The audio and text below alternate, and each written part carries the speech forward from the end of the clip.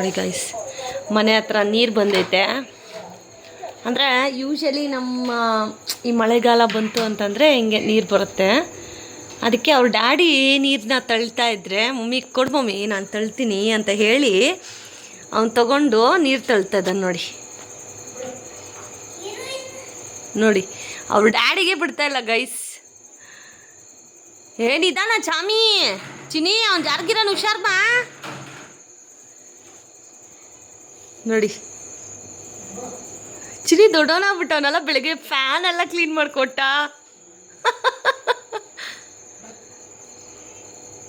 Careful, ಕಾಲರ್ಸ್ಕೋ.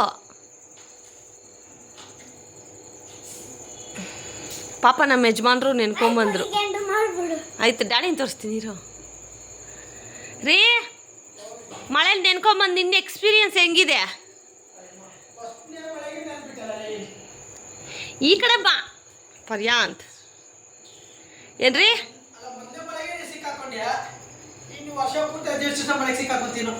ಅದಕ್ಕೆ jerkin ಎತ್ಕೊಂಡು ಹೋಗ್ಬೇಕು ಅನ್ನೋದು. ಹಾಂ,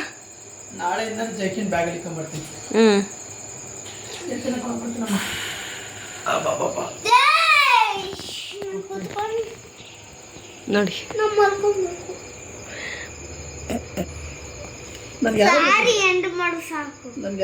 ಶತ್ರು ಇದಾರೆ ಪರ್ಯಂತನ, ನನಗೆ ಪರ್ಯಂತನೇ ಶತ್ರು.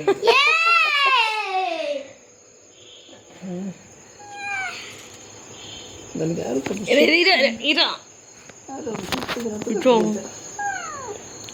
ಈ ಕಡೆ ತಿರ್ಗ.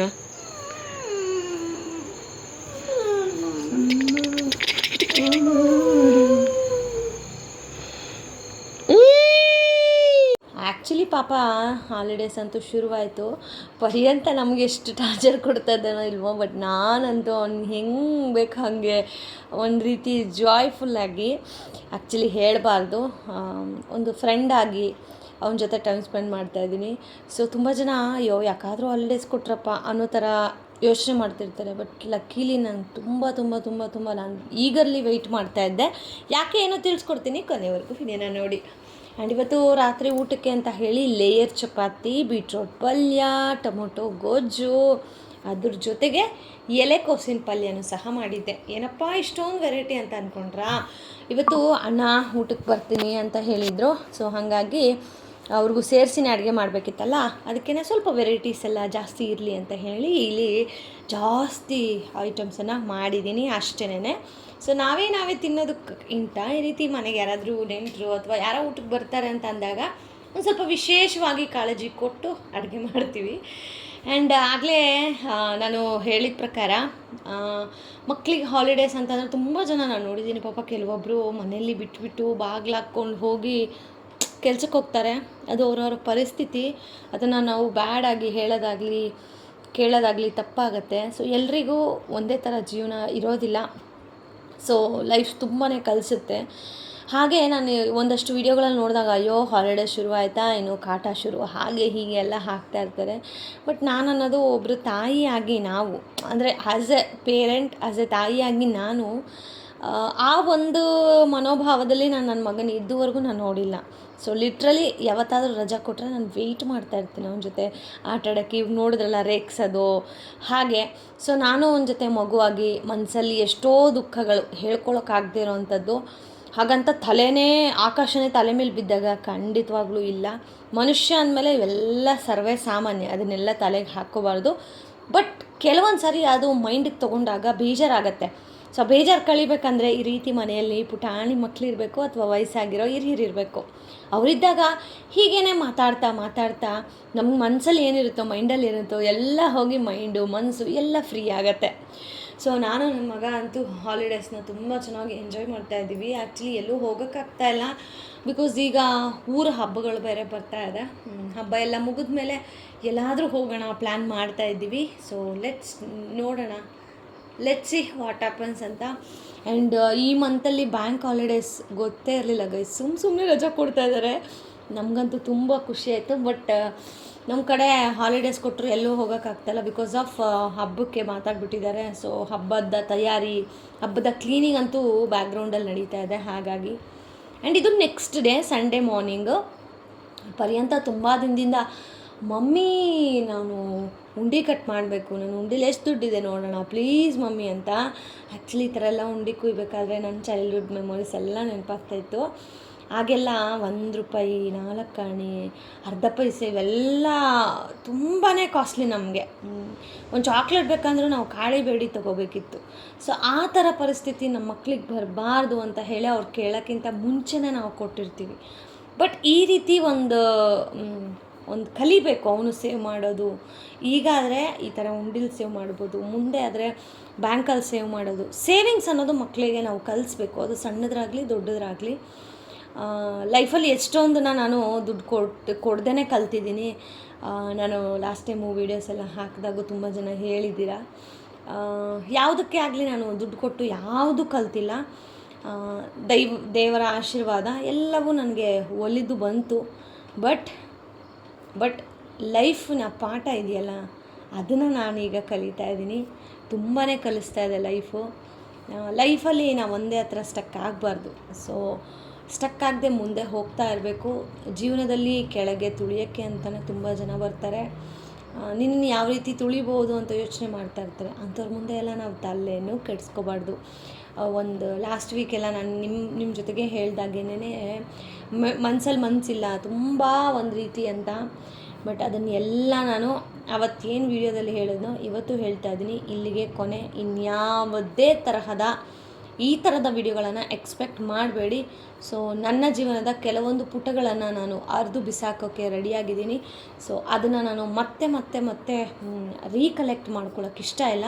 So this is a full stop, this is last. ನಾನು ಅಂದ್ಕೊಂಡೆ ಒಂದು ಕನ್ಕ್ಲೂಷನ್ ವಿಡಿಯೋ ಮಾಡೋಣ ಅಂತ ಹೇಳಿ, ಬಟ್ ಬೇಡ, ಕನ್ಕ್ಲೂಷನು ಬೇಡ, ಏನೂ ಬೇಡ. ಯಾರ್ಯಾರು ಏನೇನು ಅಂದ್ಕೊಂಡಿದ್ದಾರೋ ಹಾಗಂಗೆ ಅಂದ್ಕೊಂಡು ಬದುಕೊಳ್ಳಿ.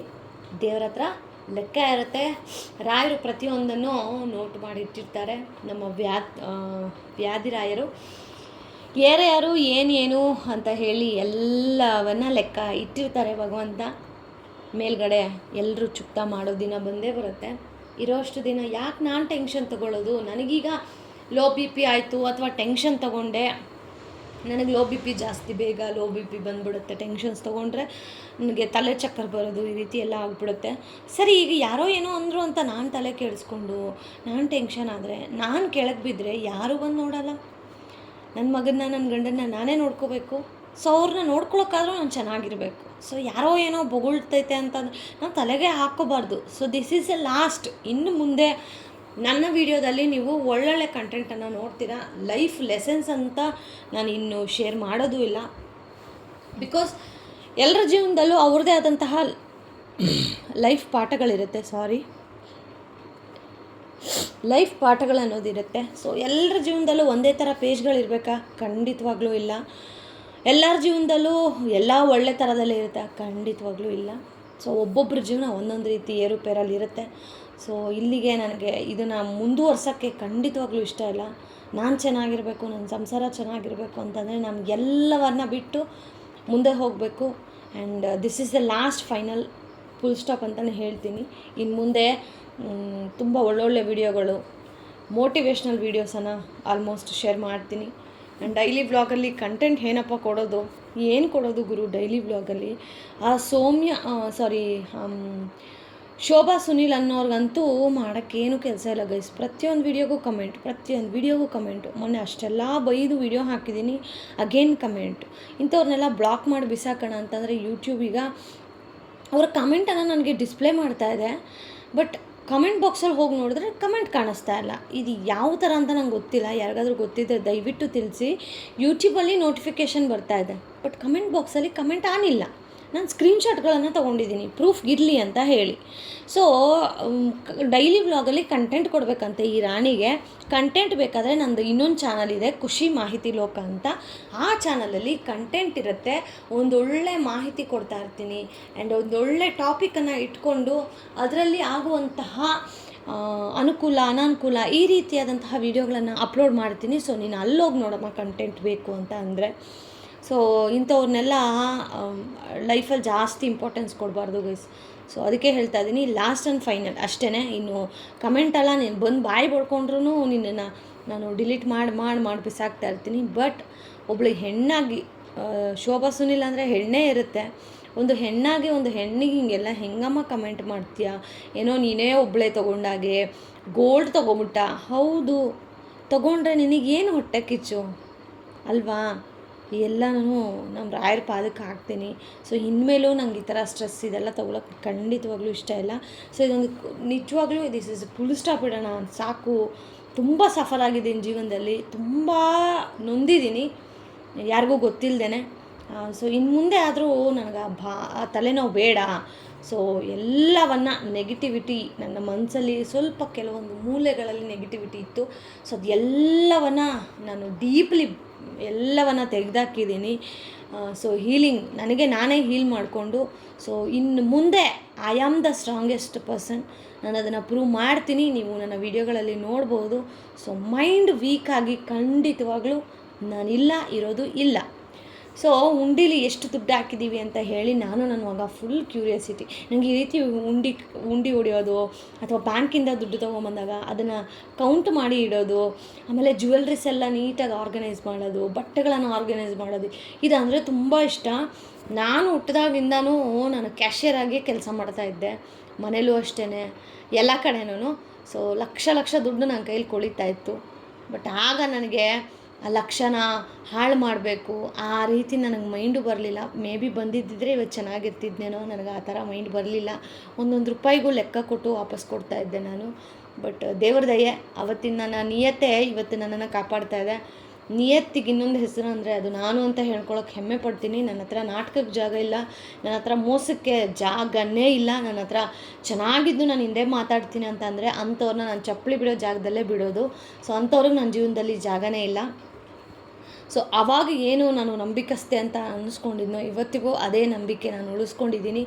ಸೊ ನನಗೆ ಅಂತ ಹೇಳಿ ಏನು ಅಕೌಂಟೆಲ್ಲ ನಾನು ಹ್ಯಾಂಡಲ್ ಮಾಡ್ತಾಯಿದ್ನೋ ಅಷ್ಟೂ ವರ್ಷಗಳಲ್ಲಿ ₹1 ಹೆಚ್ಚು ಕಮ್ಮಿ ಆಗಿದ್ದು ಹಿಸ್ಟ್ರಿಲಿಲ್ಲ.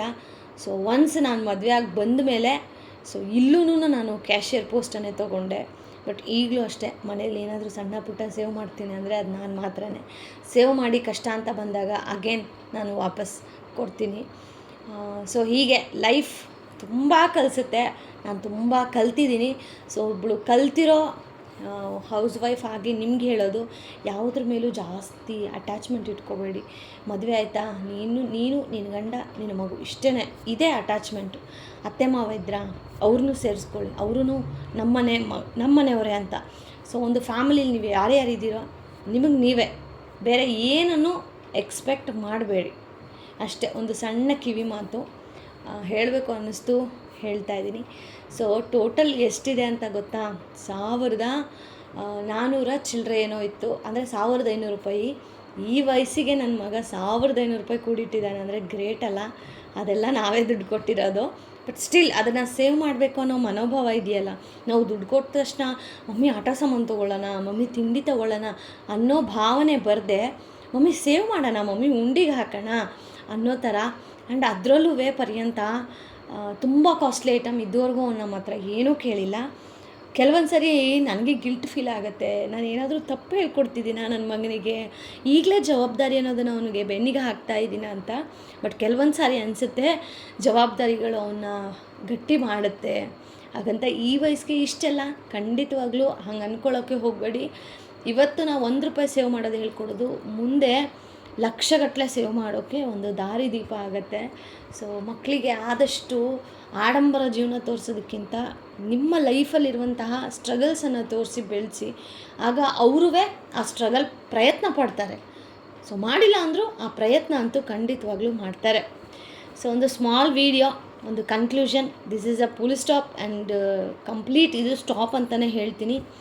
ಇನ್ನು ಮುಂದೆ ಒಳ್ಳೊಳ್ಳೆ ವಿಡಿಯೋ, ಇದಕ್ಕಿಂತ ಜಾಸ್ತಿ ಹೇಳೋದಿಲ್ಲ, ನೀವೇ ವೆಯ್ಟ್ ಮಾಡಿ. ಆ್ಯಂಡ್ ಇವತ್ತಿನ ವಿಡಿಯೋ ಹೇಗೆ ಅನ್ನಿಸ್ತು ಕಮೆಂಟ್ ಮಾಡಿ. Thank you so much for watching friends. ಇಲ್ಲಿವರೆಗೂ ವಿಡಿಯೋ ನೋಡಿದ್ದೀರಾ ಅಂದರೆ ಖಂಡಿತವಾಗ್ಲೂ ನಿಮ್ಮ ವಿಡಿಯೋ ಇಷ್ಟ ಆಗಿರುತ್ತೆ. ಪ್ಲೀಸ್ ಲೈಕ್ ಮಾಡಿ ಹೋಗಿ. Lots of love.